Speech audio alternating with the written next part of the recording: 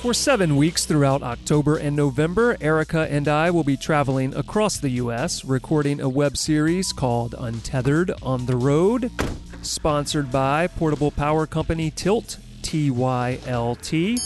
You can follow along by checking into Facebook, Instagram, or Twitter at Tilt Products, that's TYLT, or head to tilt.com. And be sure to come back later in the year at Tilt Products on YouTube and check out the video web series following our adventures across the country. And now we return to your regularly scheduled programming. #Live Untethered.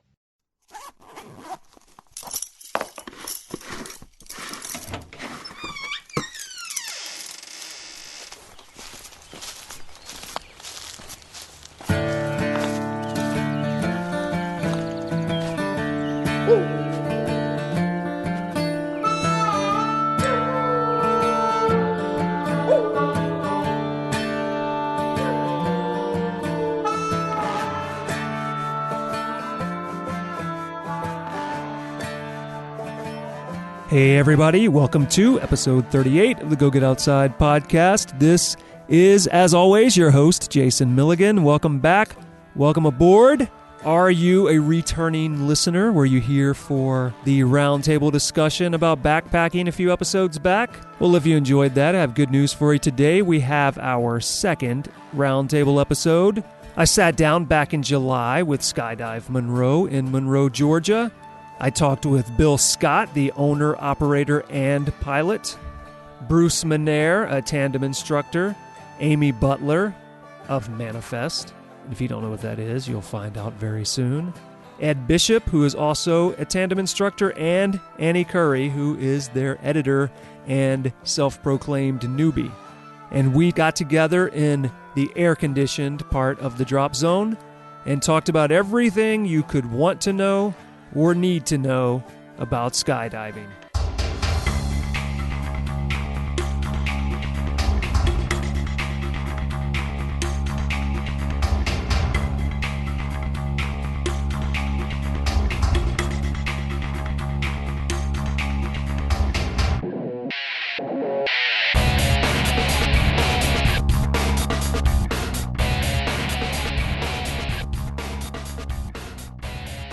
I'm Bill, and I'm here for help. No, isn't that what you do in front of the crowd? Is like admitting is the first. Right, okay. First step. That's it. Okay, I'm good. Bill Scott. I own and operate the parachute center, Skydive Monroe, and I've been doing this for a long, long time. 37 years, over 8,000 jumps, and I fly and I pack parachutes and I do all the stuff that's got to be done and have a great time doing it. And I get to play with all these kids. We get to wear shorts and t-shirts and party and drink beer at night and start all over again tomorrow. You don't tend to wear business suits each day? Oh, this is it. This is our business suits. Yeah. The short sleeves and no tie. That's my business suit. That's it. So you were 4, or I was. I was just going to say. You were 4 when you started skydiving. Okay, thank you. I appreciate that. That makes me feel much younger. Not. I'm Amy Butler. I work in Manifest at Skydive Monroe. I used to skydive. You work at Manifest? Yes. You should explain to people what that means. We do paperwork for our tandems, and we make sure the airplanes keep running. Put people on airplanes, and so you're a valuable person. Sometimes. Yes. Bill thinks I'm more valuable than I really am, though. It's okay. I don't want to do it, so it's okay. I know exactly what you mean. Yeah. Anytime I have to do paperwork, I'm always happy to have someone else do it. She does a great job. My name's Ed Bishop. I've been skydiving for approximately 10 years. I've had a tandem rating for about 4 years. I have almost 2,000 jumps. 1,400 of those have been tandem skydives. Because Bill makes me work. He's a hard charger. And he wants me here working every weekend because if I don't work, he doesn't make as much money. So he's valuable too. He gets to goof off during the week. See, he wears a suit and stuff like that and travels around. So, that's I should charge him for coming out here. I mean, instead I pay him. That's wonderful. So you're basically a philanthropist, buddy, is what I'm you're working. saying. I'm working all I can, trying to. But. Volunteer help's hard to get. And when you get a good volunteer helpers like Bruce and myself, he tends to exploit us. Hey, you're not volunteers. You get paid. I imagine when people are jumping out of airplanes, they probably don't want the volunteer jumper with them. Okay. Right, there you go. Independent contractor. You're here voluntarily. Yeah. They're probably happy to hear that everyone's being paid. I'm here voluntarily, and if I'm not here, I get in a little bit of trouble. Why aren't you at work? Really needed you. No, I'm just playing. It's all fun. I do this because it's just an amazing sport. My name is Bruce Minert. I've been skydiving for nearly 30 years. Yeah, I've known Bill almost all of those 30 years. It's crazy. The amazing thing is he's only 28 years old. Right. I don't know how he does it. Don't let the hair fool Ever you. thought about. Currently, I have a little over 5,400 skydives. I do throw people out of airplanes on the weekends, and it's a lot of fun. I also teach people how to skydive, and that's even more fun. I really cannot even imagine my life without skydiving, honestly. I know people that have quit. I don't see how they do it. Well, there are She's quitters. still hanging out with us. though. You have to like it. Yeah, you have to Are like you it. are you a quitter? Is that why you're the paperwork person? I'm a big-time quitter. But I love being out here. So I quit skydiving, but I'm still here all the You know what time. they say about AA, right? It's for quitters. Yeah. Well, since she doesn't drink, I don't we can't drink get her on either. that She one, won't even unfortunately. freaking drink. I know. Watch that language. All of this pressure. Why are you guys pressuring me to drink? You don't need to. They're only pressuring you to do the most enjoyable things they can think of: drink and jump out of airplanes. I hang out with them. That is the most enjoyable thing I can think You're of. right. You are absolutely right. I'm glad you recognize that. I am Amy Curry. I'm like the mama out here. I'm the old broad. I'm a newbie too, kind of. I only have a little over 300 skydives. And I am the editor as well. So anyone that comes and does a tandem and gets a video, I edit them and make them pretty and make them look cool. I try. I love it out here. It's like a new family. And we really, really love what we do. And actually, this is the family that we like. Yeah. It isn't like Yeah. our own family. This We is the family we get chose along this with. family. We chose this Family you get family. to pick, right? Yeah, we chose this family, and it's it's good stuff. That's what they say about your friends, right? They're the family that you get to pick. Yes. That's it. Yep. And the nice thing is, I've worked with Bruce for 26 years, taught him a long time ago to skydive, and been involved teaching these other people how to do things. And it's an amazing staff. It's an amazing group of people. I think we're all on the same page as far as having fun, being safe, and looking after each other. Not just us as staff and the other jumpers, but there's young jumpers that everybody looks after, and I don't have to scold them much, but every once in a while we have to direct them to be proper. Don't hurt yourself. Do you have a paddle somewhere? He does have a Just in woodshed. case. Yeah, I got a woodshed. Trust me. Do you make them pick their own switch? Oh yeah, they do. They do as soon as they land. It's like, oh yeah, this is gonna hurt. Okay, not a problem. Sometimes they cry even Sometimes, before they get yeah. yelled at. Sometimes they cry, and and then they go away, and they come back sometimes. So, and it's okay. But the jumping part, I think we may all be. It's an amazing thing to do. You can't describe it. And I've had newspaper people come out, and they've made a jump, and they say, I can't describe it. And once you've done it, you understand it, but it's really hard to put into words what's there and why. So everyone listening is going to be happy to hear that for the next hour or so, they're not going to hear any descriptions of what we're talking about Yeah? because it cannot be described. They cannot be described. Oh, okay. Listen, I can't describe the non-description. Well, it's not like going on a roller coaster, because that's the biggest thing people say. Well, I don't like roller coasters. I said, it's really? nothing like a roller coaster. No, you don't lose your stomach. It's totally different. So that's the default for most people is they think roller coaster, closest experience they can think of. Or being scared of heights. Right, it's another one. It's out of the picture. Yeah. It truly is out of the picture. So I tried a tandem once in the past, and that was the thing I noticed is because you're so far above everything, you're not really aware of the height. Exactly. It just feels like the Earth is very, very slowly getting larger. Yeah. And more definition is appearing in Exactly. it. It doesn't It's all feel like you're two-dimensional. falling. See, you Yeah. described it. Exactly. Yay. All right, call up the newspaper and tell them to give me a Able job. to describe it, Ian.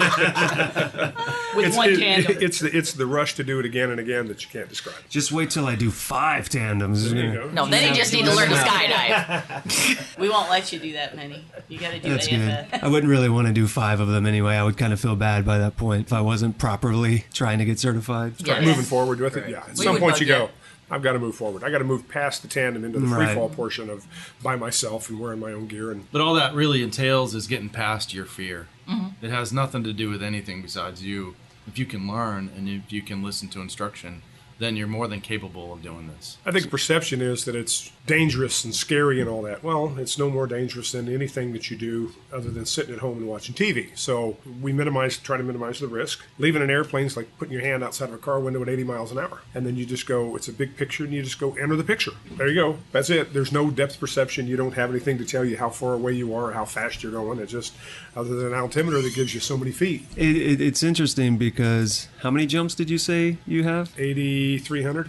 So, I mean, that should be a pretty good indicator for people when they come in and like, oh, is this safe? And you say, well, I've done it 8,300 times and I'm still here. And I can say, I've never been hurt skydiving. Yeah, a lot of injuries out here have nothing to do with skydiving. Yeah. I stepped in a hole looking for a parachute and broke my ankle, but other than that, that's not a skydiving accident. That Most of the injuries are after you land. Yeah, and after hours. Skydiving's the easy part. After hours, when there's no more skydiving going on, it's getting dark, the campfire's on, and the beer lights on. And the beer lights on, the beverages are flowing. Awards. Hey, let's try this. Okay. Hold my beer, watch this. Yes. So let's have everyone talk about how and why they got into skydiving. My son has Down syndrome, and his camp that he goes to, we do a fundraiser. We just did our 6th. And it started as skydiving, and I signed up to raise money, and you raise $600, and you get your free skydiving video. And I did it twice and got hooked. So I just started skydiving, and now I'm help run it. It's called Jump Fly, and I just went nuts once I started going, and been here ever since. That's how I did it. I never thought about skydiving. She goes, do you want to sign up for skydiving? I'm like, sure. I said, I'll only do it once. Second time, oh, maybe not. So it was never even a thing for you where Never you're like, thought oh, of it. one day I want to try that. It just accidentally fell into it. Yep. Look at me now. Well, like I said, about 30 years ago, a fellow employee, I work in a body shop, he came up and walked around the shop and asked who wants to go make a skydive. And I had never thought about it, ever. And I was 25, and I thought, sure, why not? So he made all the arrangements. We do a class, so like an 8-hour class prior to making the AFF jump. So I meet this crazy-looking guy sitting across from me, Bill Scott. He's a little younger back then as well. And so I did the class and made the jump and couldn't believe I was doing it as I was climbing outside the airplane. The things that were going through my head is just, what am I doing here? Why am I doing this? I've already spent 8 hours. I've already spent the money. And go ahead and do it. As soon as I landed, I knew I wanted to do it again. So you skipped tandem. You didn't do a tandem. Yeah, very first one. I don't know if we were doing tandem then, were we? 80. When did you start? 89. So 80, yeah. We had one tandem. We were doing some tandems at that drop zone. I was the chief instructor there, and it was like, that was Billy had it then, right? Yeah, 89. Yeah, we weren't doing a lot of tandems. We were doing some. Accelerated free fall was the thing to do. So I made the one skydive, and then was back the next weekend to make another. And I think the longest time I've been off of skydiving is maybe 2 months for the past nearly 30 years. So I'm hooked. And if I'm not out here, the wife's asking me to go out to the drop zone. That's my husband. Are you going out there whether it's raining or not? A couple of weeks and I'm getting a little antsy. And it's crazy. You make so many skydives, you would think you'd get boring, but it's not. Never. It's a release. It lets me forget about everything during the week. And I love it. Big stress relief. Can't do this and think about work. No. Right. Exactly. I'm a climber, and it's very similar where when you're climbing, if you're thinking about something else, you're really not paying attention to what you're doing. That's it. So you wouldn't be thinking about something else. Right. Yeah. True. So for me, I was 39. I was living in Massachusetts, and I went to a Chamber of Commerce auction fundraiser to raise money for some charity events. I wanted the hot air balloon ride, and it auctioned off for like $750. Are you going to say that you settled for the skydive? No, but I'm like, well, there goes that. I'm not paying that much to go hot air ballooning. So then the skydiving tickets came up. I'm like, oh, I've always dreamed about flying, because when I was a kid, I would dream about flapping my arms and flying. Now I really do it, so it's kind of cool. Do you still flap your arms? Yes, he does. Sometimes he's going like this. Sometimes the skydiving tickets came up for bid, and they went for more money than I wanted to pay, and so I passed. Well, at the end of the auction, the guy came over and said, if you're still really interested in those skydiving tickets, I'll get you a set of them, and you can go do a couple tandems. I'll give them to you for the same price as the other one. I'm like, okay, it's for charity. I'll give them the money. So this ticket sat in my basement all summer long till the last weekend before the planes actually leave and it expired. And I'm like, well, I better go do this. Otherwise, I just threw $350 out the window. Might as well just, give it to the neighbor. I found a friend who went with me, and that was a challenge because everybody that I knew was afraid of skydiving. And I'm like, well, it can't be too bad if people are doing it, I went. And my tandem instructor and my video guy made it so fun for me. I said, this has to beat golf or basketball or softball or whatever else that guys do on the weekends for pickup sports. I mean, boating, motorcycling. I mean, I've driven motorcycles. I've crashed motorcycles. I've driven boats. I've fallen out of them. Did you sink any? That's when he was drinking. So wait a second. Based on what you're saying, you're a natural for skydiving because you fall out of things. I fall out of things. Naturally. Very good. So when I got started, I'm like, well, if I'm going to do this, there has to be a reason and a purpose. So I set a goal to take my daughters on a tandem when they turned 18 and become a tandem instructor. It took me 5 years. Bill helped me make that happen. A lot of hop and pops. A lot of hop and pops. And I became a tandem instructor and took both my girls on their 18th birthday and my wife on our 20th anniversary. That was awesome for me. And how did they all react to it? They loved it. They loved it. I'm another accidental skydiver. My husband actually started jumping and got me a gift certificate to do a tandem, which I was not too thrilled with. It's like, why would I want to jump out of an airplane? But I did it because, they're non-refundable. You spent the money, I gotta go. Then I did another tandem when my oldest daughter turned 18. She wanted somebody to go in the plane with her, so I did a second tandem. After that, I was told, no more tandems. You have to do AFF. So, did accelerated free fall, learned how to skydive. I hated it. I never hated it. She didn't hate the skydive. She hated the plane. I didn't love skydiving. Bill says skydiving is not for everyone. I have done 70 solo skydives, and I just didn't love it. It took you a while to figure out that maybe it wasn't for you. I think I wanted to give myself enough time. I figure after 70 skydives, if I don't love it, I'm probably never going to love it. And you got some great pictures. I love free fall, but I'm not real fond of flying in an airplane. Not real fond of landing under a parachute. I love free fall. But you don't want to land without the parachute, so... Well, no, that would be horrible. You don't want to land in the plane either. Worse. I didn't want to land in the airplane either.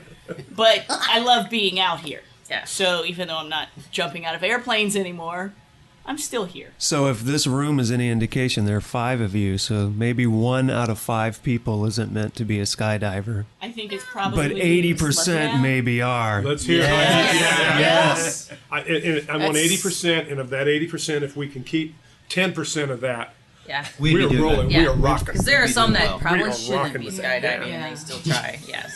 Well, Why did you mention I did not jump enough.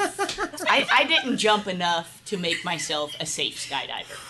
So it was either start jumping more often and get better at what I'm doing, or just stop. You thought, the skydiving's pretty fun, but it's really fun? Paperwork. I do more than paperwork. Even if I'm not working, I'm here. Yes. I only work on Fridays, and I close out on Saturdays. So typically, I'm not even here on Saturday until 1:30. She likes to boss us I around like- on a Oh, so we made her Yeah. get up early today. Yeah, Yes. I like to be Oh, yeah. bossy. Yes. And if these tandem people do not keep Amy happy, then they might have to take A person, 300 pound. the person at the top end of the weight the limit. bigger people. Everybody knows. Yep. Everybody knows. What did I do? If you don't keep Manifest happy, You pay. you pay. So they all try to keep Manifest very happy. So that's why she likes it. Yeah. She has Yeah, she has power. lots of She's control. drunk on power. And believe me, I stay out of the office when she's in there and just leave it alone because I mess things up and then I make her mad and then she gets on me and I say, I don't know I what just name tell to him do. to leave the office. Get out of the office. Okay. I have 3 daughters, so I like to be bossy. And the job she does is good because a lot of times jumpers will complain about Manifest not doing or responding or making things quick enough. And I go, you want the job. Nobody wants to do it, but other people want to tell us how we should do it. So Amy adapted to it very well. And it's not just sitting there taking that. I mean, you're looking at trying to keep the staff working so it's an equal balance for everybody that comes in, whether it be freefall instructors or the tandem instructors, and keeping that moving and who got what video and, try to keep a good balance so everybody gets an equal share for the day. Try to keep the airplane running so we don't have to shut down any more than necessary. And so that you can choose to jump out of the airplane instead of jumping out of it because it ran out of gasoline. Fuel, yeah, that's not a good thing. Trust me, no. Not in that, no, that's not a good thing to do. So, and then, but there's a lot of computer work in there, entering everybody's information and data. So there's a lot more than just writing down some names. And then at the end of the day, balancing the books to make sure the money that came in and showed in the computer and everything matches and it makes Bill happy. So everyone should be thanking you every time Yes. they come here and have a Yes. good time. Yes. They just don't know it. They do thank me quite a bit. Do you force them to thank you, or No, they I choose to of don't. their own accord? But you know what? I tend to thank them as well, especially when we have big events and it gets crazy. I make sure that I thank all of our instructors and all of our people. You got to think ahead. You got to look ahead of what's going on, and and just be count and maybe be shifting and moving things. And hey, you're not on this one. Take the next one. We got to bit you here. Everybody says okay. Because when she's doing it, they understand what Manifest does up there is trying to keep it going. So maybe it's good that you're the one that likes skydiving the least, because if you Yeah. liked it the most, I you'd be wouldn't be so in the busy trying to office. get out of the office that you wouldn't Yes. be paying attention to what you Exactly. needed to Yes. do. So what we haven't talked about is why you decided to get into it and then decided, oh, let me make this a career path. He doesn't do it for the money. He has to be making some money somewhere because it's not here. Yeah. He's not making it here. That's why I have two businesses. I saw a demonstration parachute jump when I was a kid. These guys under these orange and white parachutes and black boots and just slamming into the ground. Thought it was cool. Thought that was the greatest thing I'd ever seen. Thought, Like, oh, I man, have to I wish do I that. could slam into the I ground. wish I could do that. I thought that was cool. And you did it with a trash bag a few times. And I did it with a didn't you? trash bag when I was I lived in Southern California, and the Santa Ana winds would come blowing through. And I was the run of the litter. I was the smallest kid in the family, is 7 at the time, and they tie a rope around me and a big plastic bag, and it pulled me off the ground. I thought it was cool. Jump out of the big trees. Yeah, it was. That's part of the problem. I think I landed on my head a few times, but yeah, that's true. Yeah, really. So basically, it only could improve from Right. that point. That's it. If you were That's going to it. do it with a trash bag, you may as well learn to do I it think, with a why real not? canopy. Yeah. In 1974, I guess it was, I lived in Kentucky, and or 75, and one of my guys I worked with riding motorcycles said, "We saw these guys jump out of airplanes. You want to go?" I said, "Yep." 2 weeks later, I went and jumped. You showed up with your trash bag? I showed up with this and said, "Here I am. Can I use this?" And they said, "No, you're going to have to use this old green military parachute." Okay, it's still round, a little trashy, but And a couple weeks later, I made 2 more jumps, and I have been at it ever since. Every chance I got, I went and jumped, and I kept at it and kept at it and kept at it, kept pecking away at it. And little drop zone in Kentucky, we had some small 4-place airplanes, and geez, I made my first jump there, my 1,000th jump there, and my 7,000th jump there. And my son still lives up there. But anyhow, when I moved to Georgia, I worked at the drop zone about 40 miles south. It's now closed. And I worked for a parachute manufacturer for 2 years. And when that drop zone closed, I knew that we needed to have a fun, safe place to go skydive. I picked out Monroe and looked around, and the airport was pretty rough with facilities, and I rented an airplane from a guy periodically and finally bought it, and the rest is history. I had no idea I was going to be here. I mean, absolutely none. It was, I guess it's my calling. I don't know. I have a remodeling business, and that's my calling too. And one of these things is going to go, and it ain't going to be skydiving, because I have never gone, except when I lived in Florida in the summertime, I've never gone more than about 30 days without jumping. Have you ever tried to combine the businesses and see if you could do some sort of skydiving remodeling business? I did, and it just blew the shingles off the damn house. They went everywhere. And in doing it, I've always enjoyed teaching. I've enjoyed instruction, and so working with experienced jumpers to become instructors has been just a fantastic thing. I have a lot of fun doing it and tweaking them, and usually as we try to get them certified and do more, they are their own worst critic, and I don't have to do a whole lot to tweak them. They just tweak themselves off the scale. It's fantastic. And it's entertaining when it's not you. It's Right? Bill likes to be bossy too. It's not And so- just me. yeah. That's been it. I've just kept on, and I don't know what I'd do if I wasn't skydiving. I'd be miserable. I would. Your wife would my wife no would be longer miserable. want you at know what? home. My wife does not want me around if I'm not jumping.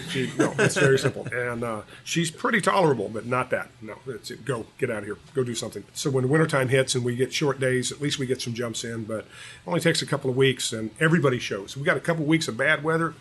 The hangar is full because I know everybody's got the same thing. They got to jump. We got to get this fixed. So let's talk about that. If people have never jumped before and they're listening to this and they're curious about how to give it a try, what would be all of your advice? I believe everybody should make a tandem jump if they want to at least get the experience to kind of, what am I doing as I leave an airplane? There are a numbers of people that we get that said, I just want to go right in and do the free fall on my own with, well, you still have 2 instructors in the air with you, but you're wearing your own parachute. But I think a tandem jump is a great way to introduce you to all the things that you can step forward from. That's a great stepping stone to get you going. My daughter hated it. And then realize the tandem jumps, we get them out here and they'll come back the next day and do another one or enroll in the class and say, when can I get started? And that's where everybody is. I mean, that's a good starting point. Anybody want to explain what a tandem jump is in case someone doesn't know, in case there's two people listening that haven't figured out what a tandem jump is yet? Tandem skydive is tandem, obviously two people. The passenger will wear a harness. I mean, it's everything that they need to skydive minus the parachute. If they're going to have a harness, we'll fit them with a jumpsuit, goggles, because, it is 120 mile an hour plus. It's a little hard to see if you don't have something covering your eyes. I mean, you got to squint really, really bad. If you think it hurts when a gnat hits you in the eye regularly at 120 miles an hour. Yes. And then your instructor is going to wear the parachute with a harness as well. You will be actually buckled to the instructor via 2 at the hips and 1 on each side, and then 2 at the shoulders. And so we hook you up in all 4 points, and we roll out of the airplane, and you experience about a minute worth of free fall. We'll open up the parachute relatively high, considered what your experienced jumpers are jump. They're opening right around 2,500 feet. We'll open up around 5,000 to 6,000 feet, and allowing you about 3 to 5 minutes worth of canopy ride. And then, of course, the more turns you do, the quicker you come down, but maybe the more enjoyment. So sometimes people throw up, though, if you turn too much. We always, So if you have a tendency of throwing up, just tell your instructor, please don't do a lot of turns. Yeah, we kind of get a feel for them while we're in the airplane and under canopy, how fast they want to go. And I let them turn. I let them actually control the parachute, and I say, you turn it as fast as you want to turn it. And then when they start to scare me, then I tell them to slow down a little bit. Can I have those back? Right. And then we come in and together we land, and hopefully they enjoyed enough to sign up for another jump and or go right into learning how to skydive. It's interesting. So before I came out here, I sent out a message just to see what sort of questions people might have that they'd want answered. And I'd say a good 90% of the questions were not about the process of skydiving so much as they wanted to know about all of your experiences with tandem jumpers. What do you do when people freak out on you? Have people puked and urinated on you? These were the questions that multiple people asked. And then 1 or 2 people asked actually pertinent questions. Funny. To skydiving. So let's go ahead and talk about that. When people don't want to go out the door, when people freak out, or when people have bodily emergencies, what do you guys do? Oh, God, I forgot. So wife. Twice. Who wants to take it away? It looks like you want to start. Yeah, it's not too bad. I think I've had 3 or 4 people out of 1,400 throw up on me. It's a little messy. You just got to clean it up. In that process, what it's done is help me learn how to make sure I get them to communicate with me. If they tell me that they're not doing well or feeling good, I can have them stand on my feet, or I can have them reach down, grab their grippers on their legs, pull their knees to their chest, and what that does is that situates the harness differently, and it moves the straps off of their artery and lets the blood flow in their legs a little bit easier. I've had people get instantly feeling better just by having them lift their knees up. So that's a lot easier. And when people tell me that they're struggling, it's easier for us just to kind of make some nice, wide, straight, slow, sweeping turns, just very slow, and we just come down. It takes us about a minute longer, and we just come in and land nice and smooth. As far as the communication goes, I had a guy who was 6'7" at the weight limit, we'll just say, and he just failed to let everybody know that he had altitude sickness. So he was wheezing almost all the way down, and so when I got down, I had to help. I basically landed him by lifting his legs up, landed him, laid him out, covered him up, tried to make sure he was breathing until people came out there. I had one girl pass out about 10 feet above the ground. She just went completely limp. That was my friend. That was that jump fly. Yeah, both of these were. And then I lifted up her legs again, landed her nice and smooth, and it was a good jump. I mean, but for the most part, your instructors are trained to help in a lot of situations like that. There are those that they're nervous in the airplane. You try to talk to them, and I always try to be as calm as possible with everybody. There's some instructors that are all yeah, woohoo, and all this other stuff, and me, I'm just kind of a level-headed. I don't know why. That's just how I am. As far as getting to the door, and they're like no, and jokingly we say no, sounds a whole lot go. and we'll just wrap them and roll out the door. But I don't do that with everybody. Specifically, my wife has not gone with me a couple of times actually, and that was rough. That was rough. But at the same time, I don't want to take somebody out the door that doesn't want to go, because I don't want to be in free fall with somebody that could be potentially dangerous for me as well. Especially so, and right, you don't. Because that's going to be dangerous for you for a long time to come. So, but I mean, it's not only my wife. I've ridden down probably 3 or 4 other times as well. But when they're not going to go. You know when they're not going to go, and it's okay. And some of them they beat themselves up, and I just say, look, it's okay.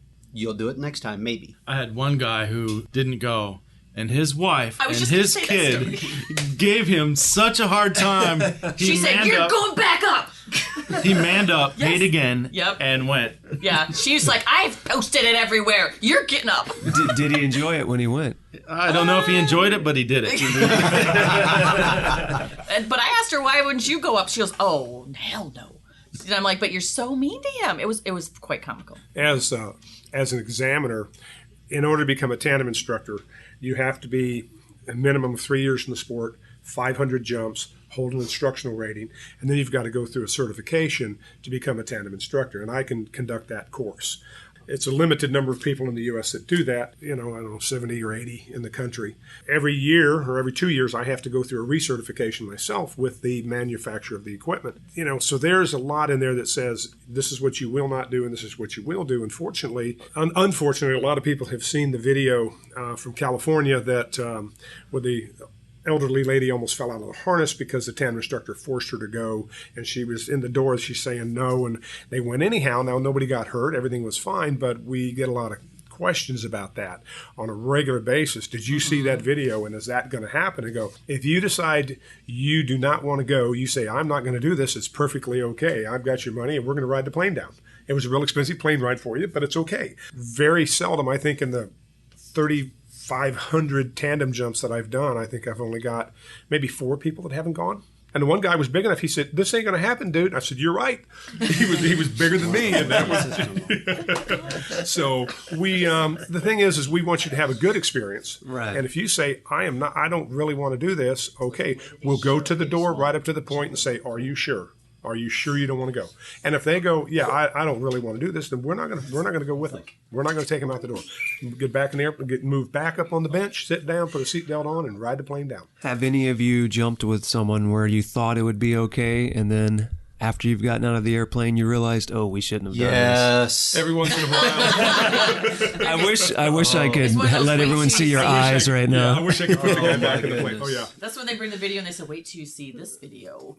So tell us about some of those, or one of those experiences. Oh, one of them in particular, the guy was completely calm on the way up. It threw me for a loop, literally. And what I mean by that is as soon as we were out of the airplane, we were tumbling. And he was like a spider monkey. He was all over the place. His arms were going everywhere. His legs were going everywhere. I didn't realize a person could move like that in a harness when they're strapped to somebody. Going 120 miles an hour. Was he perhaps an octopus dressed as a human? I had no idea that he was going to grow other appendages, but it made for a very interesting video. But yeah, it's kind of weird. You just don't know what you're going to get once you get out the door. Sometimes they're like perfect, and other times it's like, what have I gotten myself into? Is there anything you can do when someone's flailing around like that? One, you try to, be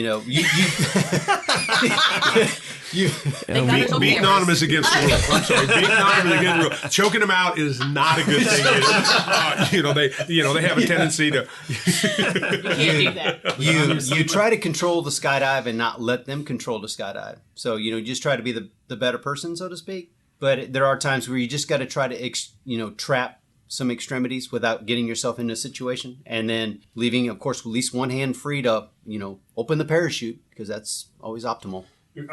And Recommended, right? It is recommended. Yes. when we're hooked up, and I didn't mind me, I had to step out for a second. When they're hooked up, their back is against our chest. We're not face to face when we leave the airplane. So that's kind of important for everybody to understand. You can try to yell. There's no accidental kissing. No, try not to. Skydiving. Not unless you're married to them. And then, so when you leave the plane, the best thing we can do, and everybody's been trained, is that you just get bigger than they are, like just as big X with your body, and let them thrash. And there's a small parachute we throw out called a drogue, and that helps us maintain stability and a constant fall rate. So it's important if they're thrashing, you're tumbling, we stop the tumble quickly, throw the drogue, stabilize. And then if the person's underneath kicking and thrashing, all we can do is try to minimize their thrashing and grab one of those tentacles that's out there doing stuff, and then still pull the release, so the parachute will come out at around 5,000 feet. But if it does get out of control, it's okay to open the parachute high. Yeah. They'll just have a long canopy ride. That's it. But at least you got everything under control. See, that comes into that 2-rule thing I was talking about. Don't hurt me, don't scare me. Okay? That's it. See, there's a real reason for that. Definitely don't do both No. simultaneously. If you do the scare me, the hurt me thing is probably right behind it if you're not careful. So we do that. And everybody, we joke, have a great time, but the crew takes everything very serious. And they're never afraid to ask for help. What did you see there that I didn't do, or what happened? Everybody is nobody's ego gets so big that they can't say, "Wow, that just bit me in the behind.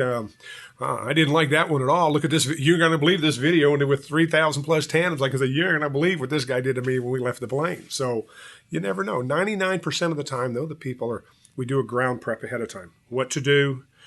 What not to do. What not to do, which is stressed. And then we do it again as we're rigging them up, and then we tell them again in the airplane what to do. So there's a constant training, plus touching a person has a tendency to help them relax. So when they're in the airplane, they're scared, they're looking around, I hate airplane rides, blah, blah, blah, anyhow.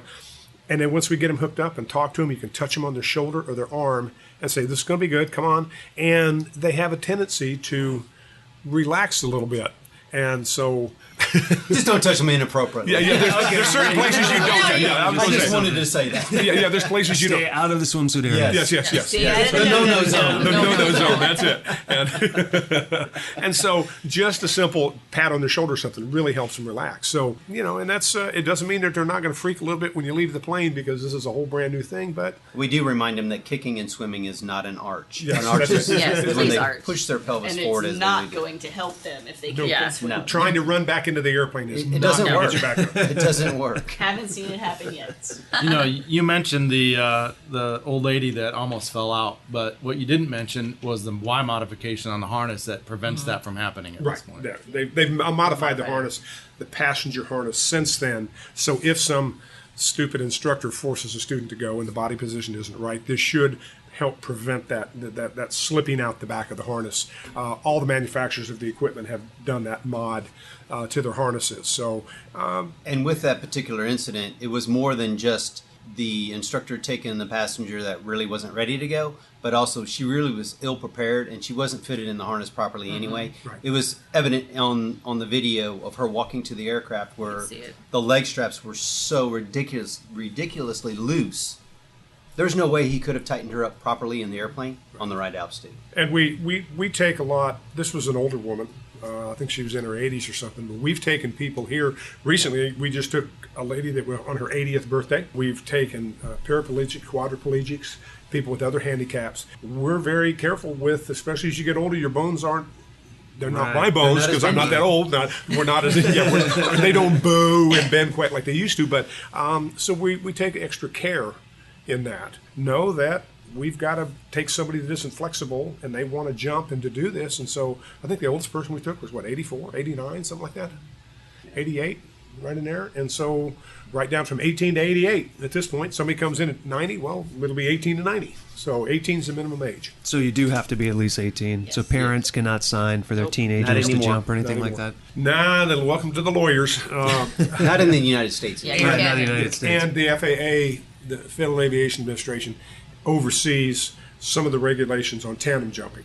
And they also put in there 18 years of age. So the FAA governs that, which helps the drop zone, because then we can't say, well, so-and-so did it, we're wrong. This is, Right. and it's a good thing, because you can't enter into legal binding contract if you're under 18 years of age, at least in Georgia. And so the FAA stepped in and said, here's where it is, 18, period. We went, woohoo. Helps simplify things a lot. So we talked a lot about tandem jumping. You all kind of agree that tandem is the way to start? Give a tandem jump a try and see if you want to go from there? I am a tandem instructor, but it depends. There are some people who are actually ready for AFF, and at minimum, at least sit through the ground course, which is 6 to 8 hours worth of information on how to fly the parachute, how to fly your body, what to do if the parachute is not correct, where to land, how to land.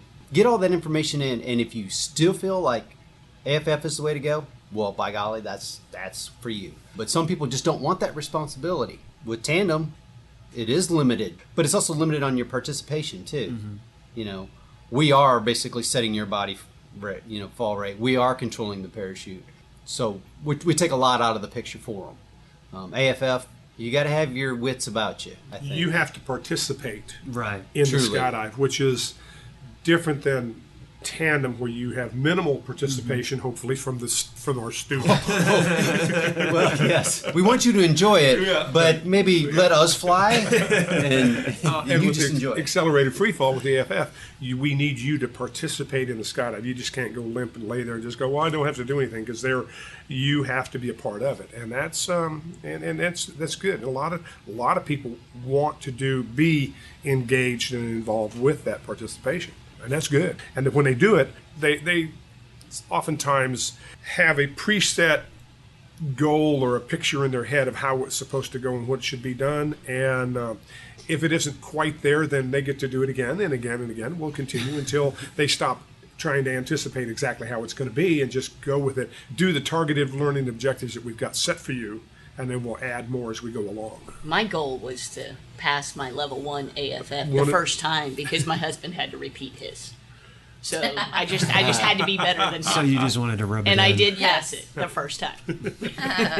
So who wants to explain what the AFF certification process is like? Like, if somebody wanted to get certified, what is that going to look like? What are they going to have to do? Well, they're going to show up early on a Saturday or Sunday morning. Obviously, call ahead and talk to Amy and Manifest and get scheduled. They will spend a good portion of their day, starting in the morning into the early afternoon with one of our instructors. Again, we'll introduce them to the facility. We'll tell them our background, where we're certified, and that we are a member of the United States Parachute Association, which is the governing body of skydiving in the United States. And then we'll introduce the equipment, how to fly the parachute, what to expect in the aircraft, what to do with aircraft emergencies, because those do happen, because we don't jump out of perfectly good airplanes, believe it or not, because I have yet to jump out of a okay, maybe one perfectly good airplane, but it wasn't here. That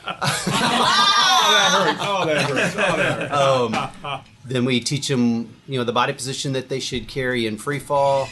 As far as instructing how to trim up their body in free fall, we use hand signals, because unlike in the movies where they carry on a conversation in free fall, you really don't, because it is extremely loud. Yeah, it just sounds like a big wind tunnel. It truly does. So we use hand signals, and we teach them, straighten their legs or push their pelvis forward, or, correct their arms, their body position, read their altimeter in free fall, which is kind of important because, we are falling at about 1,000 feet every 6 seconds.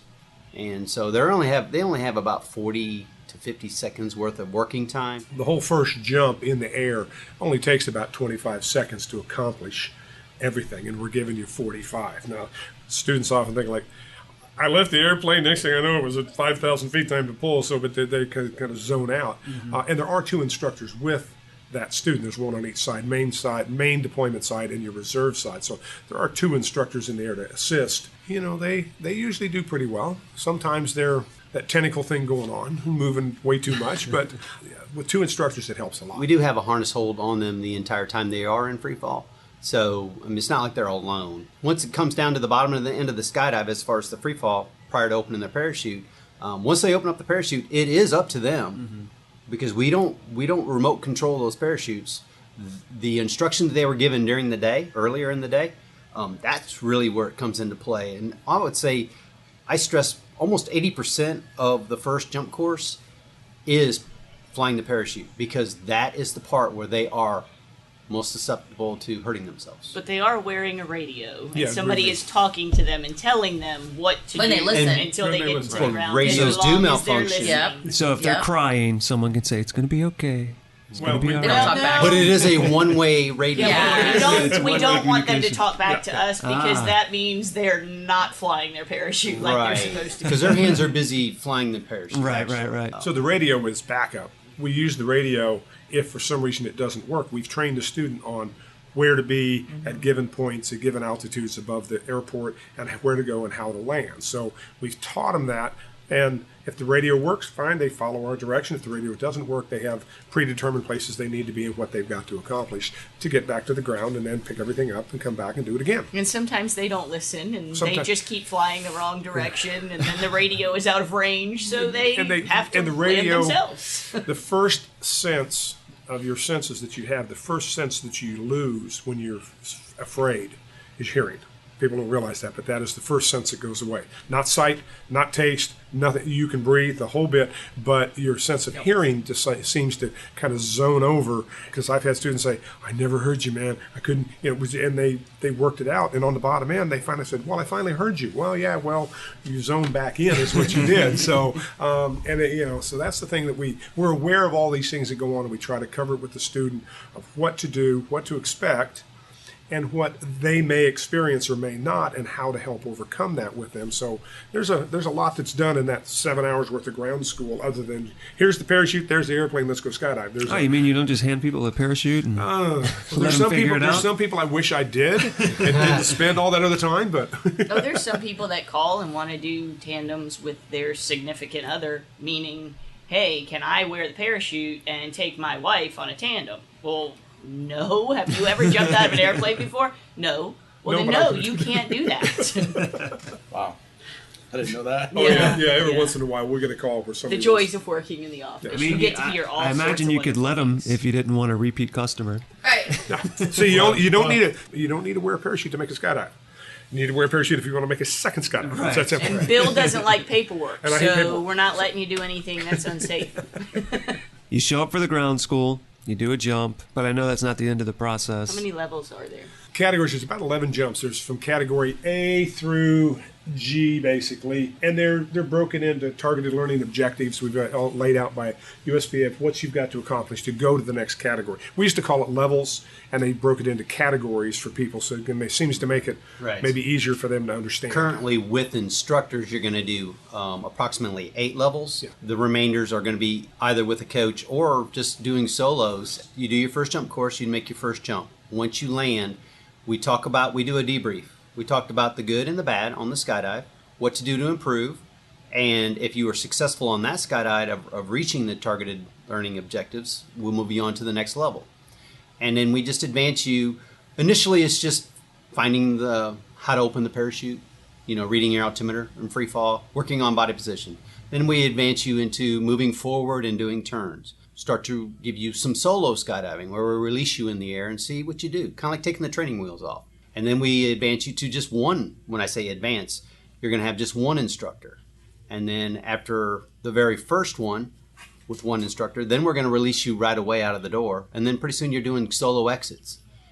And then just a couple more jumps, then you're going to do actual solo skydive where you walk up to manifest, tell Amy you want to make a skydive. You plunk down the $27, $28, whatever it is for a solo skydive. You rent the gear, of course, if you don't own it. Then you go up and make your own skydive. Accelerated freefall means you're learning quickly. That's where the accelerated comes from. Back in the day, when I say back in the day, it used to be a static line that you used to learn. And static line was, almost 20-something jumps. Well, now you can do it in less than 10. So that's where the accelerated comes from. But also with the accelerated, you learn a lot in a short period of time. So you got to be on your game. So it's not bowling. Don't show up hungover from the night before. We do not encourage that. Right. We do not encourage that. Or any recent dental work or broken bones or anything like that. We cover all of that bases.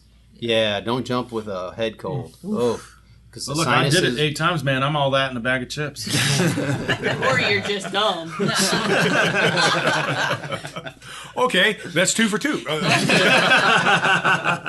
Wait right. He kind of complimented you and insulted you some of the time. And he appreciates both. That's what's scary. He likes both. Bill's good at that. So something that we kind of touched on earlier when you were talking about the roller coaster are some of the misconceptions. So what are the misconceptions about skydiving that you guys have to deal with regularly? That you can make a skydive and then go jump off of a cliff with a wingsuit and do proximity with the side of the cliff. It does not work that way. I did that. Now can I go wingsuiting? When can I buy? Can I go somewhere else? And I kind of buy my own gear and do this? And there's Can I people put a camera that on my helmet? Can I wear a camera on the next jump? No. There's things they don't realize the possible ramifications of the things that can go wrong. We're aware of all the things that can go wrong and try to minimize it.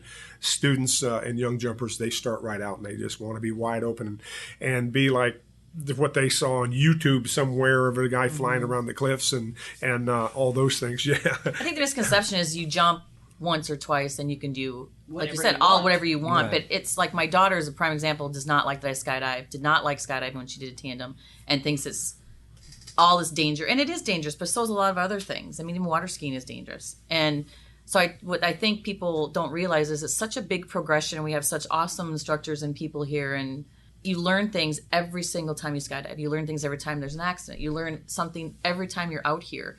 And once you get better and better and better, it's at your risk to put the camera on your head. But there's a rule that you can't do it until a certain amount of jumps. And a lot of people don't realize that. There's rules for a reason. We try to minimize the risk and the exposure to risk, if you would.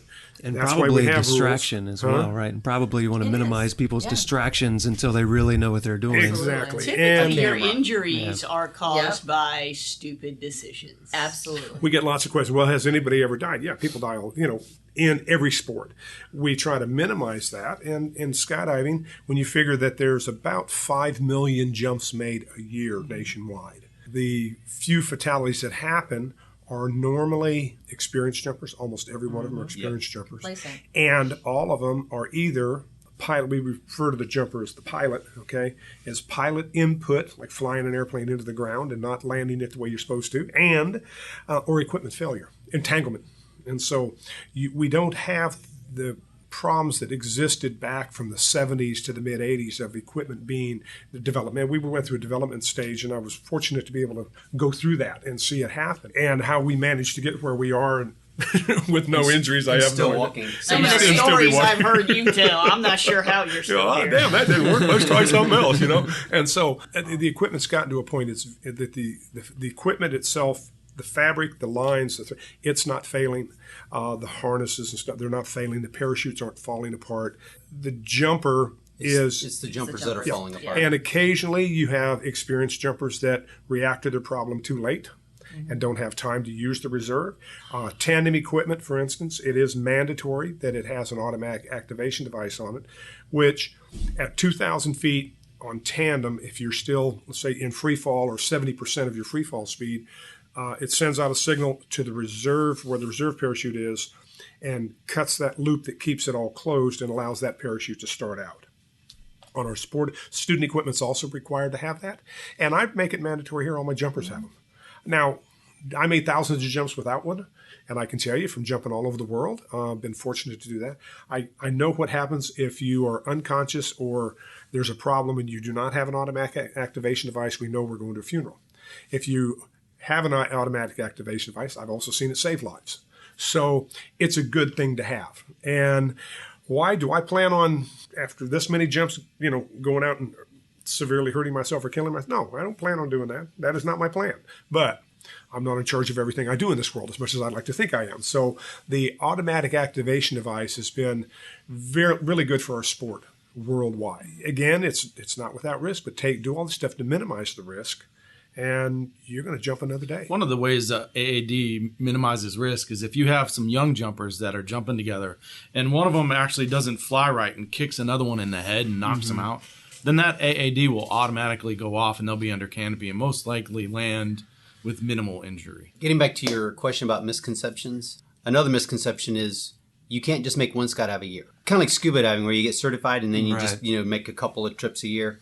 We don't encourage that activity with skydiving. You actually need to be on your game. You need to stay current because you lose things. You can lose the edge, so to speak. Think of it like racing motorcycles, even if it was like dirt bikes or if you decide to race. You get out there, you go through the classes, you learn, you got the leathers, you got the equipment, you got the bike you're racing. You don't do it for 6 months. You decide to go out and get into a big race. You're the dangerous guy in the race. And so that's why doing it regular is important to do. And scuba diving is somewhat the same way as well. They recommend if you haven't been diving in 6 months that you don't need to get recertified, but you should take a refresher course to go over everything again, because it's easy to forget all the things you need to remember. Absolutely. And people think it's cool. It is cool to skydive. They think it's cool to skydive, but it's not a cheap sport. You have to keep that in play. If you can't afford it, you're not safe if you don't come out here but more than once every 3 months or so. Yeah, not the sport to get discount gear off of eBay. That's not necessarily true. Well, not off eBay, but I've bought a lot of things off course eBay. you have. I avoid Craigslist. Okay, You Craigslist. just have to make sure that whatever you're getting has been looked at Yeah. And again, by as people, somebody that's experienced Like- and knows the gear. like with Amy, when she decided that, that she had her own gear and sold it, and the girl that bought it had it for a while, she sold it to another person. And again, you find the rig that fits you and you think it's the right size, and then get somebody like myself or another rigger to look at it and kind of evaluate the condition. And if it looks good and you know who had it and the date it was manufactured, then it's good to keep going. It isn't something, like you said, that you want to go to the pawn shop and pick up and then just say, I'm just going to take it and go jump it. That was not a... And there's great good websites. idea. We had dropzone.com. There's a lot of You don't places want to you get can it use at gear. Goodwill. No. Yeah. Do you see a lot of parachutes in the No, local actually, Goodwill? No, just say. I've seen a couple that they're just falling apart. I've got, in fact, a couple of the drums I've got over there have got rigs in them that somebody says, will you pack this for me? And it's not only more than 20 years old, but it is old gear that you can't even adapt to new equipment. And I go, no, thank you. I'll leave it in the hopper. You want to take it home and throw it away, or you want me to? Because I won't touch it. And, but you keep your gear like anything. If you can keep your gear up, you say you're a climber. Think about it. If you don't take care of all your ropes and all your buckles and all your stuff, what's going to happen? If you only climb once a year, you're probably, in the danger zone. But if you wanted to get back into it, if you took a delay, then retrain, work on the smaller cliffs if you would, or whatever you do, and before you start going to the more advanced. I would assume that it is a lot like climbing, and that if you're only doing it once a year, you wasted a lot of money on your Absolutely. equipment. Yes. And like anything, getting certified, I don't care if it's scuba diving, learning to fly. I mean, there's a lot of things. Sports that are high-tech usually aren't real inexpensive to get into. So the learning part is a little pricey, but it's no different. You want to learn you want to start bass fishing? Go look at a boat and a bunch of really good fishing equipment. It's going to cost you more than a parachute. Same thing with golfing. I mean, you can spend as much money on golf as you can definitely. Any on good parachute sport. equipment, and you're going to spend a lot more money learning to play golf than you're learning to skydive. That's true. Green fees aren't cheap anymore. Learning to ski, And you can the still same suck. thing. Yeah, and you snow skiing, the same thing. You still suck after playing a lot of golf. Just go play putt-putt. You'll be all right. Snow skiing, same thing. It's constantly evolving, and the equipment is not cheap, and you only get to do it a few months out of the year. Yeah. And you get a lot more people with knee injuries doing that than you do skydiving. I tend to avoid other activities so I don't hurt myself, so I can't skydive. And you're a skydiver when you sit there and go, let's see, you want to go out to dinner? That would be 3 skydives. No, I'm not going to do that. I'm staying home and eating a burger on the grill. So you're there when you start. Yeah, when you and start you constantly relating. look up at the sky. Yes. You're looking at the forecast on Monday. And you for know the it's going to next week. change, but you're going to... It's kind of like being a surfer. Yeah. Yes. Yes. You pay attention to the weather. All week. And there's no sharks to eat you in our That sport. is true. Well, Birds. not yet. Yeah. Not yet. Oh, yeah. Sky sharks. Sharknadoes. Yes. Or the sky sharks, which are Yeah. like really big airplanes. I had a couple hawks out there that don't like us. So you mentioned your reserve chute, and that was one of the questions when I posted online with questions people had. Someone wanted to know how many times you've had to open your reserve chute and why. I'm not really the best one to ask that. Based on that response, I think you may be the best one. Again, I started when I started and equipment was evolving. We had some problems with one of my parachutes, and I have about 30 reserve rides, including some test jumps. Like when I worked for the parachute manufacturer, my job was to test jump parachutes and travel all over the country, go to parachute centers and take gear and party and have a good time. And with that, I've got 30 or 35, which is not normal. That is not the norm. I haven't, knock on wood, I have not had a reserve ride in about 3 years, which is good. And I've had them under tandem. You know, if we knew it was going to work every time, we'd only give you one parachute. When I had most of my problems, it was equipment failure, not packing errors. Most malfunctions are caused by packing errors. So we've minimized that. The reserve parachute has to be opened up, inspected, and repacked every 180 days by a certified rigger. That just happens to be me. I get to do that too. They're classified in certain weights. The drop weight on a reserve is, I think it's 254 pounds at 150 knots. To make sure it doesn't blow up. And For a stay solo. on it. Yeah, for solo. And tandem is 450 pounds at, I think 150 knots still on that. But we raised the weight. And we did some test drops here for one of the manufacturers on a parachute. We put 650 pounds of weight on this parachute and kicked it out at 210 miles an hour. It was really cool. It was amazing. It was like But cool. that 650 pounds of weight was not. Was not typical of what we would do on tandem. This was to test drop the wasn't check. That wasn't a tandem student. So this was, there's a couple of really fat tandem guys. No, this was some special rubber dummies that weigh a lot. And Oh, it wasn't lead just a weights bunch and- of pigs Yep, in a box. just all the big thing. You just kicked them out and just see if it was going to. And it was to check the stainless steel hardware, see how much stretch there was into it, along with the threads and everything else. So it was a lot of fun. I've been fortunate to do a lot of this stuff. And I have 17 cutaways. Oh, he's trying to catch up to you. yeah, I know. I'm Yeah, lucky. I actually had a busy year. I had 6 in 1 year. I had 2 in 1 day, back to back. But we had a packing issue, so It sounds like it. we that person gone. that packing issue went. that packing issue went away. Went away. Went to another city. I know. Knock on Don't some go wood. We've been That's good sheetrock. since. As far as That is sheetrock. I'm hoping there's some wood behind there somewhere. Back behind you. On the There you floor, go. there's some wood. Sport cutaways where it's just me under a parachute. I have 3. I'll sell you a couple. I don't want any more. I don't want any more. And I've only had one, but only have a little over 300 jumps. But hopefully that's all I have. My husband's had one, and he's got, That's true. I think, 650 jumps now. We've actually had first jump students have a Have a cutaway. cutaway. I mean, their Their very first first jump? skydive, they Yeah. cut away. And then I Do know they some come back? Yeah, actually, believe it or not. Yeah. They've already made it through the scary part. You got the so scary, they yeah, you as well got the tough come stuff back. over with.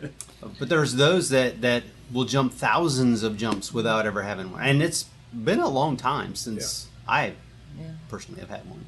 So about 600 jumps under my sport rig. I've had 0 cutaways, and the other 1,400 tandems. I've had 7 tandem cutaways. Do the students know when it happens? Or are you Oh, able yeah. to pull? I say, oh, this isn't Surprisingly, going to work. sometimes They no. don't, Yeah, I try to. They don't know I try to until you minimize tell it. them. Hey, I'll tell you what. I need you to get your hands in, get your head back, and we go through our procedures, and then we go, okay, look around. You see that thing over there? We have a good parachute above us. That was the one wasn't that good. didn't look so That was good. the bad We one. try to keep them. That's when they know. As long as is we after don't the get fact. overly excited, Yeah, you they know, don't. saying oh Right, oh shit right. or whatever, then yeah, and our voice doesn't go in a high octave and you know, that kind of thing. I've heard the Using the F word a shit. lot comes into it when you're trying to straighten one But out. I I have never heard made- the F word, but I did get the oh shit when I Yeah. did my first tandem with your son, by the way. I did have a guy almost go into tears because of that, but it was okay. It's probably not recommended when you're jumping and you're an instructor to say, "Oh, we're gonna die! We're gonna die!" That is true. That Oh, is it's true. okay. Never mind.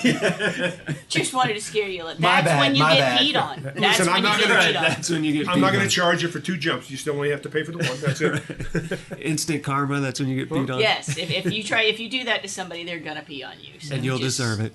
That's right. That's right. But hopefully we'll dry by the time we land. You know, that's- Is that Depends on usually how works fast out? those turns are. When they puke on you, do you ever try to guess what they had for breakfast? I've seen it. No, it's just not. It's not fun. I ask. Often you smell alcohol. Often you smell alcohol. Do you?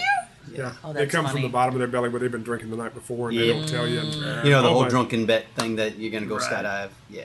Or maybe some of them trying to get a little courage before they go. Okay, yeah, it's yeah. good. Night before, I'm going to do this. Yeah, I hate it when they used to book in the jumps from the bar. You could do it right from the bar. I know. 3 o'clock in the Kinda morning, like it makes it tattoos. 10 o'clock. Well, aren't you glad you're not in Vegas? Oh, buddy, Right? Yeah. Right? I bet they get a lot of that. They'll get married while they're drunk, and then they'll They come go jump out your skydiving. plane while they're drunk, and then they'll wake up in the morning and they won't remember any of What it. did I do? That's it. Boy, I spent a lot of money this weekend. So you mentioned people showing up thinking they'll be able to do wingsuit within Yes. They the usually next call, day. occasionally after they've made their first jump, they want to think about wingsuit or do something that's way, way out there.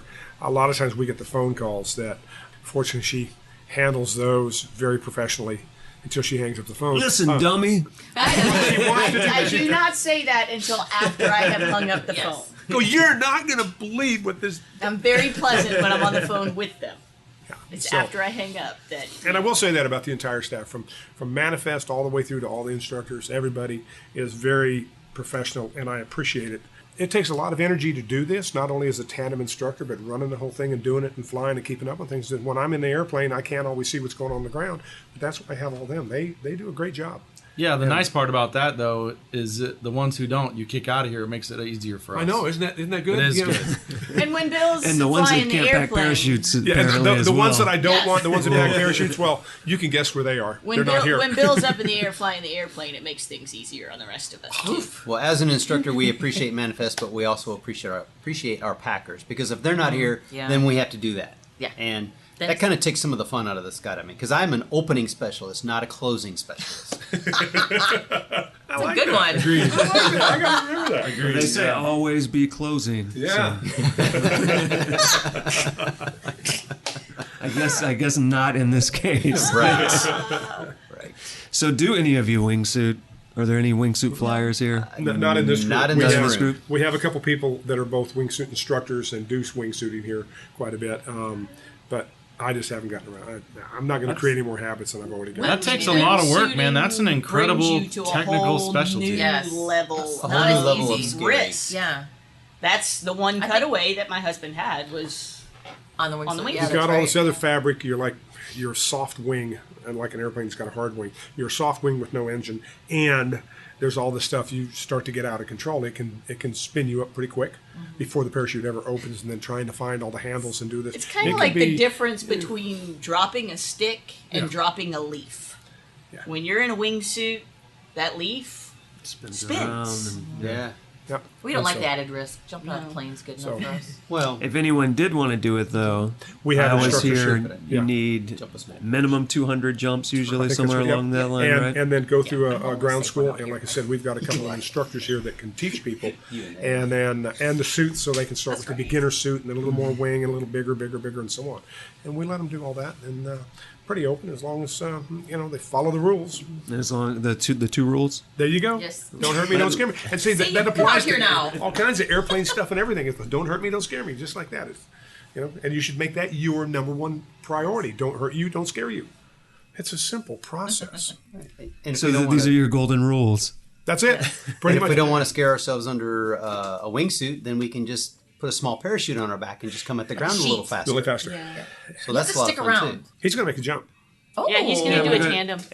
And my mother is probably going to as well. Sweet. Nice. She's the only one in the family that was convinced Oh to try wow! it. See, That's people awesome. people will always say, "Yeah, I'll do it," until they Until get they the need to chance, show up, and yeah. then they back out. They come up with all sorts of excuses not to do it. So, is there anything anyone hasn't had a chance to say that they think they'd like to tell anyone? Anything they think people should know that maybe they haven't heard yet? I slipped and I drank last night. I'm sorry. Not the wrong group. Wrong group. Wrong group.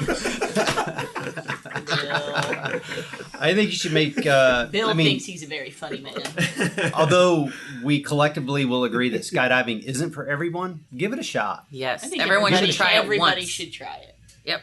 Doesn't have to be your bucket list, but you should try it once. Absolutely. Yep. As long as you're physically able to, well, I'm not even going to say that because I took the paraplegic class Yep, you Saturday did. morning. As long as you fit into the guidelines. Yeah. Yes. You know, Right. you Like have to meet the weight limit. Size, You know. size matters. Yes, it does. The parachute only handles so much. But in And a what long people way. people don't realize, people come in and they're like, "What do you mean I'm too heavy to jump. Well, it's not just the tandem student. It's Right. the It's two tandem people. student, it's the tandem instructor, it's the weight of the gear, it's everything together. They're designed So- to hold a certain amount. Yes. And a big it hole will is happen. regulated. It is Yeah. regulated. And the weight limit is lower for women than it is for men, which we get that question all the time. Why is it lower for women? Women are built differently than men are. Are they? Women tend to carry their weight You more. haven't noticed yet? I didn't notice that. No, that's because your wife is not a bigger woman. Women tend to carry their weight in their hips and thighs, which is exactly where the harness is fitting. So, you have a woman versus a man at the same weight. Women are typically shorter. Their weight is distributed differently. So the man may be able to go and the women not so much. It just depends on level of fitness and Well, not only is it things are safe, distributed. not only is it safety, but it's also comfort. Oh, definitely. You don't You want don't want to pass out because You don't wanna have that circulation on- is cut off. You don't want to throw up. Right. No, nobody wants to do that. And you can't change the law. The Yeah, law no. of gravity is there. Exactly. Good point. It's not going to slow down. Yeah. It's not going to say, oh, wait, they're a little bit too big. I'll just ease up a little bit. It's a law. I mean, maybe if we flew them to another, Maybe they could do a to tandem on the another- moon. right? If we bring them to another astral body, Yes. maybe then. And it's not mean. It's just really No, designed it's for their realistic. safety. And we have people come out, once we explain to them the situation, a lot of times they're like, you know what, I'm going to try to lose some weight and then I'll come back. Yep. Which is great, And I have actually taken a few which I didn't realize at the time, but when we're under the parachute, we carry on a conversation with our passenger. One in particular was, I said, so what brought you out here? This is after the free fall portion. We're under the parachute. And she goes, well, I'm celebrating I lost 120 pounds. And I was like, well, Awesome. good for you. Yeah. And she goes, well, this was my present. That's I was great. like, I thought that was pretty awesome. Yeah, that's cool. We do not weigh people here. Actually, we recently have put a scale up. We have it out There, there. I've now. seen, yes. But I we mean, don't- typically you can tell when, It's how you but we're carry not, yourself. It is how you carry If, yourself. if it says, 175 pounds for women, Some might if be you're their eyes up 176, it's not gonna that work, doesn't mean you're not going to be able to go. Right. If you're 176 pounds and 4'9", Then it's a pretty you're good not safe going to bet. be able to go. If you're 5'6", 5'7", you're likely going to be able to go. It just You're depends spreading on the it person. out a little bit. So to wrap it up, what we'll do is we'll discuss any online resources you guys might want to recommend. I mean, obviously your own website, right, which is skydivemonroe.com. Yep. Are there any other online resources you'd recommend to people to learn more information or to be able to find out about certification process or anything like that? What, at It's- USPA.org. USPA.org. And you're looking for the SIM, the Skydive Information Manual. And they also show videos from the different categories for AFF.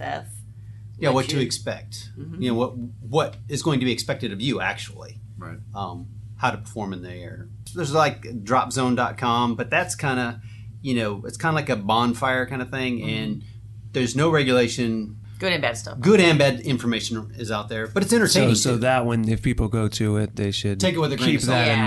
mind. Your Take it with a best grain of bet salt. for information is to go to your local drop zone and talk to your instructors and your drop zone owner and Right. your experienced jumpers. But if you want just the regulations, then USPA.org. Yeah, that's a great one. That it is a lot of good information. And what about any of you? Do you have any personal websites where you blog about your jumps or I anything do like that? No. Most actually, don't. Yeah. unless they know me, they don't know that I skydive. I don't Yeah. advertise that I I don't. skydive. My husband does, but I don't. that's because he's so proud of you. He thinks you're awesome because you're a Glad I'm not skydiver, home. Annie. Annie is awesome. She is. Whatever. But And- not because she skydives. She's just awesome in general. And if people want to see that video of the older woman almost falling out of the harness, I'll let them find that themselves. Yes. Perfect. Yes. Well, with that, so they gave us some websites. Do you have any websites you want to throw in there other than Skydive Monroe? USPA. And USPA. Org. Skydive Monroe. That's it. If you want to skydive anywhere in the United States, skydivemonroe.com Yes, is your that is. only Exactly. option. Coolest people. Lots of information, and you can even make a reservation online if you wish to. Oh, do look so. at that! Look at that! You can do that. You can order a pizza online now, and you can make And a reservation skydive. to skydive online. You can We live in the even future. order your pizza to be delivered at the drop zone when you Yes. come out to make your tandem. Or you can just order pizza and send it out to us. Yes. That Yeah. would There's work that too. as well. But then hopefully they'll pay for it before they send it to you. Prepay. Although I could include the pizza in the cost of your jump. That would be okay too. We can do that. So with that, I guess we'll wrap this up. So All right. thanks you. everybody for Thank you. getting up, especially those of you who didn't need to be here. And, now I get to go away for a while before I come back to work. All right, so time for airplanes and pizza. Yes. Time. That's right. You're on the first load, both of you guys. Sweet. All right. Okay. Really?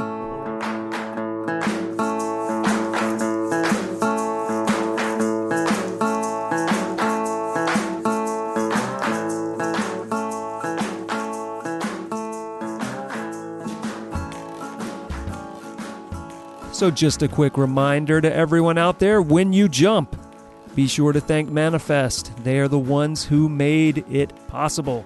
I'd like to thank everyone again at Skydive Monroe for sitting down with me, everyone else there who made it possible, those people who allowed me and my mother to jump. That is correct.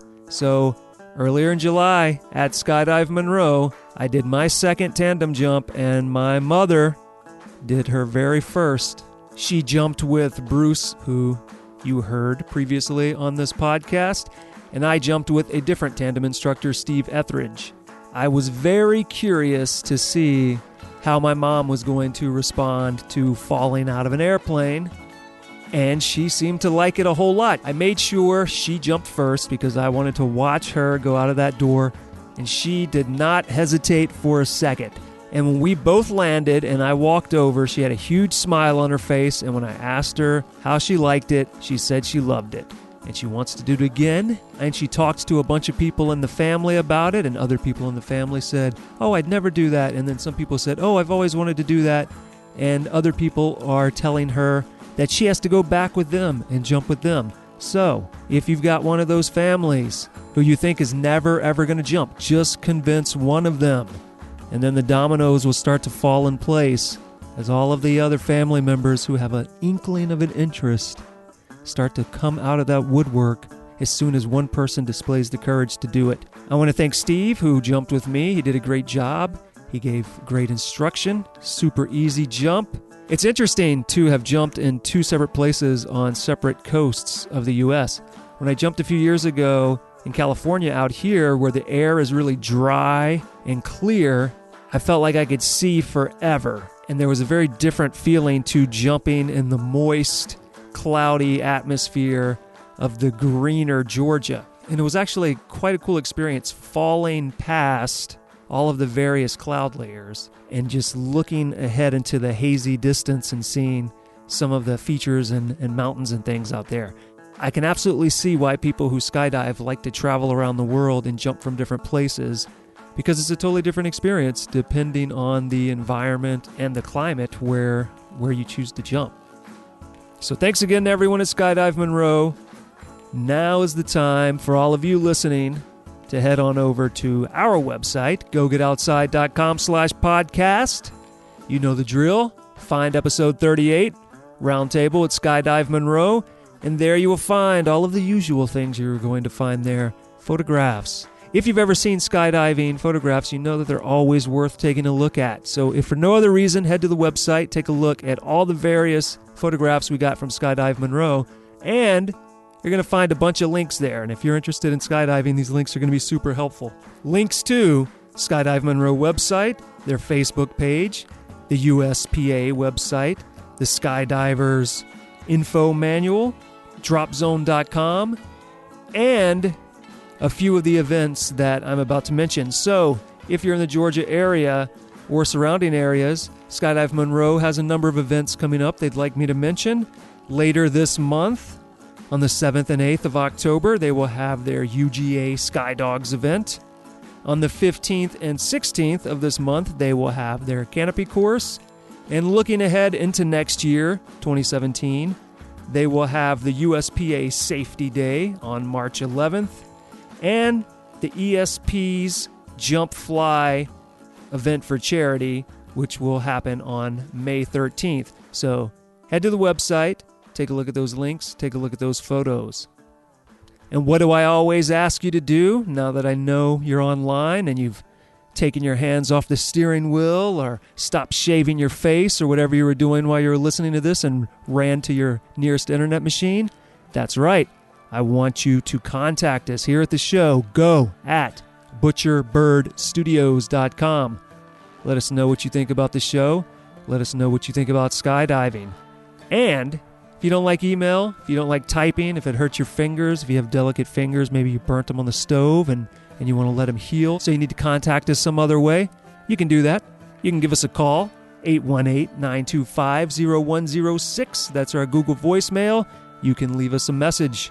And if you'd like to do us here at the show a great big favor and help make sure this show continues far into the future, then head to Stitcher, iTunes, Google Play, wherever you consume podcasts. Subscribe to the show, rate the show, review the show. Next time on the show, we are going to continue with what I am now officially calling Free Fall Month. So here on October 1st, we had Skydive Monroe come back October 16th for St. George, Utah's very own Levi Arnone. He is a climber, canyoneer, and most importantly for our discussion, a base jumper and a wingsuit flyer. So come back in 2 weeks and check that out. See you then.